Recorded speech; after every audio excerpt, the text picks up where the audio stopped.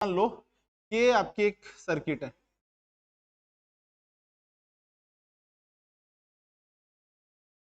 ठीक है, इस तरीके से। यहाँ पर आप देखना, ये एक और रेजिस्टेंस है, ये एक रेजिस्टेंस और ये एक रेजिस्टेंस और, ठीक है। यहाँ पर आपसे कह सकता है कि कैपिटल ए, ये आपकी कैपिटल बी और ये capital C, capital A, capital B और कैपिटल सी, कहीं पर भी आपको इक्विवेलेंट रेजिस्टेंस याद करने के लिए दे सकता है। अब इसका मान देख लेते हैं अपन। जैसे मान लो सपोज हम जनरल वैल्यू लेते हैं, आपके small r small r small r small r small r और ये स्मॉल, क्लियर, जनरल वैल्यू लिया मैंने, है ना। अभी आप देखो हम निकालते हैं इक्विवेलेंट रेजिस्टेंस आर ए सी के अक्रॉस। अभी अगर मान लो हम इक्विवेलेंट रेजिस्टेंस निकालेंगे आर आपके जो है ए बी के अक्रॉस, तो आर ए बी के अक्रॉस, या फिर हम इक्विवेलेंट रेजिस्टेंस निकालेंगे आपके आर बी सी के अक्रॉस, तो ये आपके पास आर बी सी के अक्रॉस। तो आप देखना इक्विवेलेंट रेजिस्टेंस, चूंकि पूरा का पूरा सर्किट आपके स्मॉल आर से है ना, आर की वैल्यू आपके डिफरेंट नहीं है, तो आप यहां से निकालो या फिर यहां से निकालो या फिर आप यहां से निकालो, सभी जगह पर आपके रेजिस्टेंस का मान समान आने वाला है, तो ये सब आपके बराबर आने वाले। इसलिए इस बात की टेंशन नहीं करना कि भी कहां से पूछा है, किसी भी जगह से पूछे, आपका जो इक्विवेलेंट रेजिस्टेंस है, समतुल्य प्रतिरोध का मान है, वो समान आने वाला है, ठीक है। अभी हम बात करते हैं, देखो मैं यहां से निकाल लेता हूं, तो मैं यहां से आपके पास क्या है, तो वायर कनेक्ट किया, और अब यहां से हम क्या करेंगे, करंट को इन करते हैं, तो यहां से आपका करंट इन हुआ। अब आप देखना जरा, यहां से करंट इधर जाएगा, इधर जाएगा और इधर जाएगा, इन ब्रांचों में करंट आपके भाग गया। अब आप देखो गौर से जरा, इन तीनों ब्रांचों का ब्रांच रेजिस्टेंस जो है वो सेम आ रहा है, तीनों आपके ब्रांचों का ब्रांच रेजिस्टेंस क्या आ रहा है, सेम आ रहा है। अब जब ब्रांच रेजिस्टेंस सेम है तो करंट जो जाएगा वो आपके पास क्या समान जाने वाला है, ठीक है। जो भी करंट यहां से इन होगा वो आपके पास क्या होगा, एक ही करंट फ्लो होगा। अब देखो रेजिस्टेंस की वैल्यू सेम है, बहने वाली करंट का मान भी आपके समान आ रहा है, तो इन प्रतिरोधों पर होने वाला वोल्टेज ड्रॉप जो है वो समान होगा। तो इसका मतलब क्या होगा, ये वाला पॉइंट और ये वाला पॉइंट, ठीक है, इक्विपोटेंशियल पॉइंट होगा, ठीक है। ये और ये पॉइंट जो है समान विभव का होगा, और आपको पता होना चाहिए कि समान विभव के बिंदुओं के बीच प्रवाहित होने वाली धारा का मान शून्य होता है। कल हमने कहा था कि जो करंट का कंडक्शन होता है वो आपके हायर पोटेंशियल टू आपके लोअर पोटेंशियल होता है, और अगर आपके पास प्रतिरोध के अक्रॉस वोल्टेज ड्रॉप आपके सेम हो, मतलब अगर मान लो मेरे पास ये एक रेजिस्टेंस है और इस रेजिस्टेंस में यहां पर आपके V1 वोल्टेज ड्रॉप है और यहां आपको V2 वोल्टेज ड्रॉप मिल रहा है, और ये दोनों आपके पास सेम है, तो बहने वाली धारा का मान क्या हो जाएगा, शून्य हो जाएगा। और यहाँ जो पॉइंट होंगे वो ए और बी पॉइंट, वो कहलाएंगे समान विभव के बिंदु, इक्विपोटेंशियल पॉइंट, है ना। तो यहाँ पर आपके ए और बी जो है वो सम विभव बिंदु बिंदु कहलाते हैं, समविभव बिंदु कहलाते हैं, क्लियर।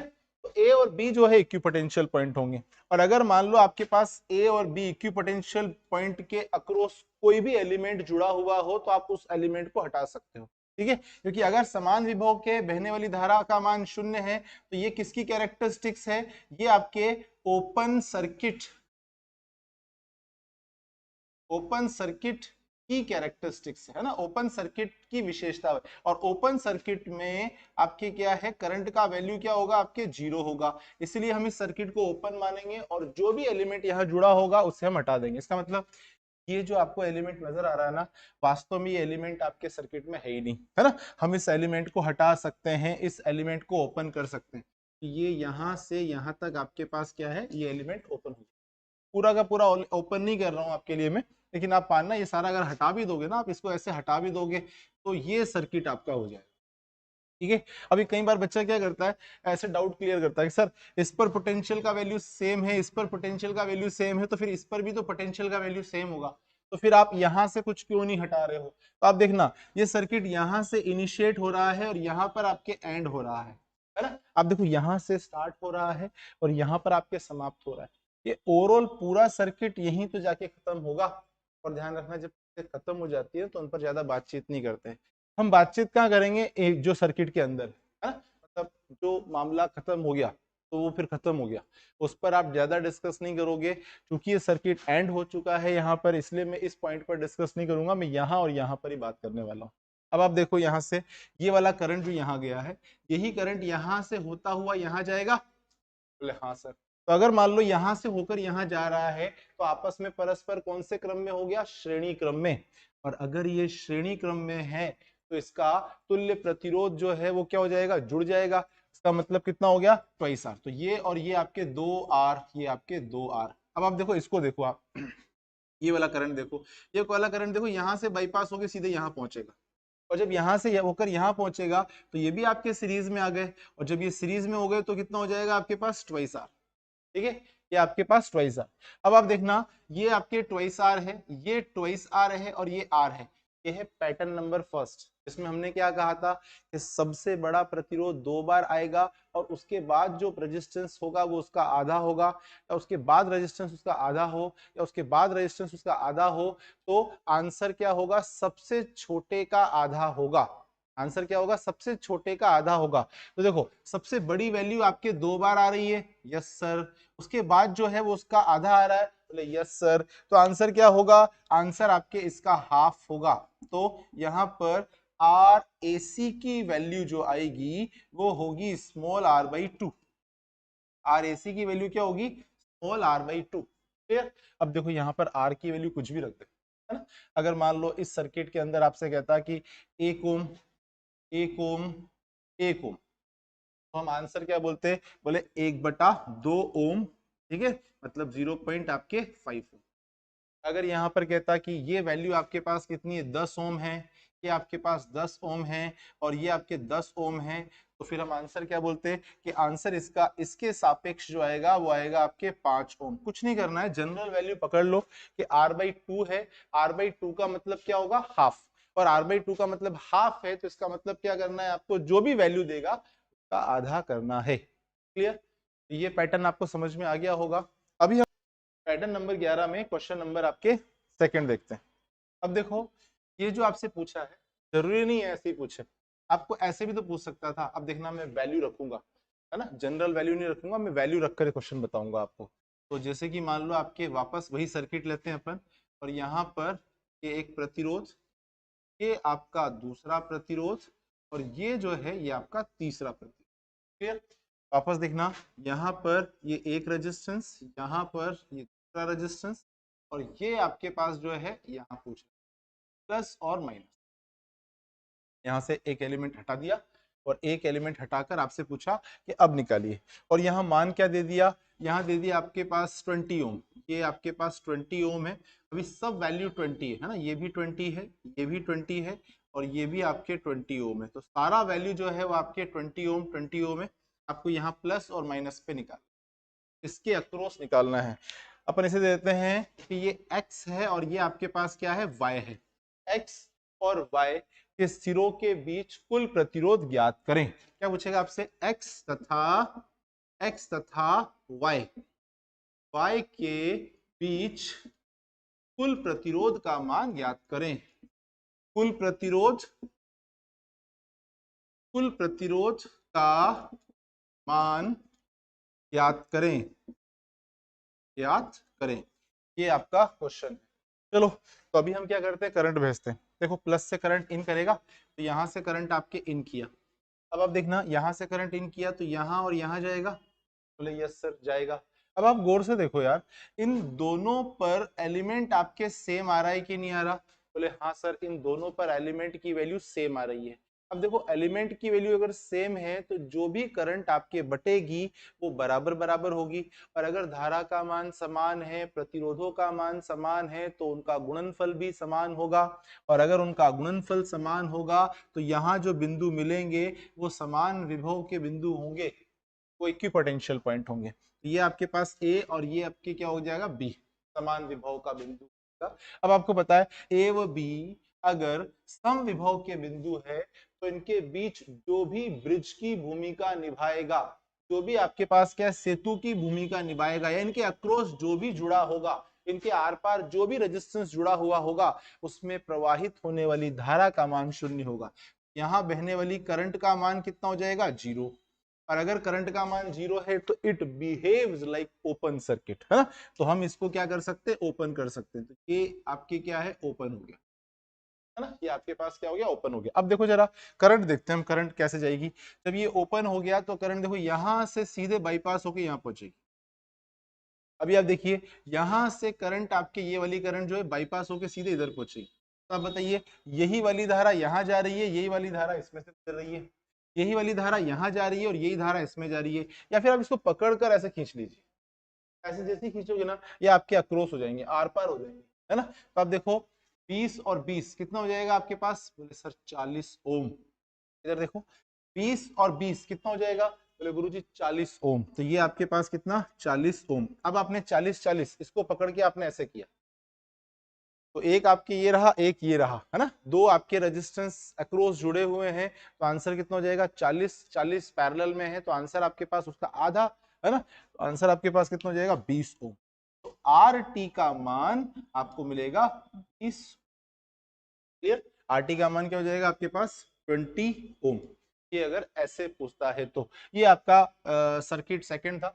वही है आपके पास पैटर्न नंबर 11, बस उसमें आपके टर्मिनलों को थोड़ा चेंज कर सकता है और आपसे क्वेश्चन पूछ सकता है। तो आपने ध्यान रखना है कैसे पूछ रहा है ना। क्या आर पार पूछ रहा है, क्या अंदर कोई सर्किट आपके एलिमेंट हटाकर पूछ रहा है। एक तरीका और होता है इसका, इसी पैटर्न नंबर 11 में ही क्वेश्चन पूछने का। जैसे कि मान लो आपको क्या करता है, ये दोबारा सेम सर्किट ले रहा हूं, ये एक रेजिस्टेंस, ये दूसरा प्रतिरोध और ये आपके पास क्या है? तीसरा प्रतिरोध। अभी हटाएगा कुछ भी नहीं, हाँ। ये यहां से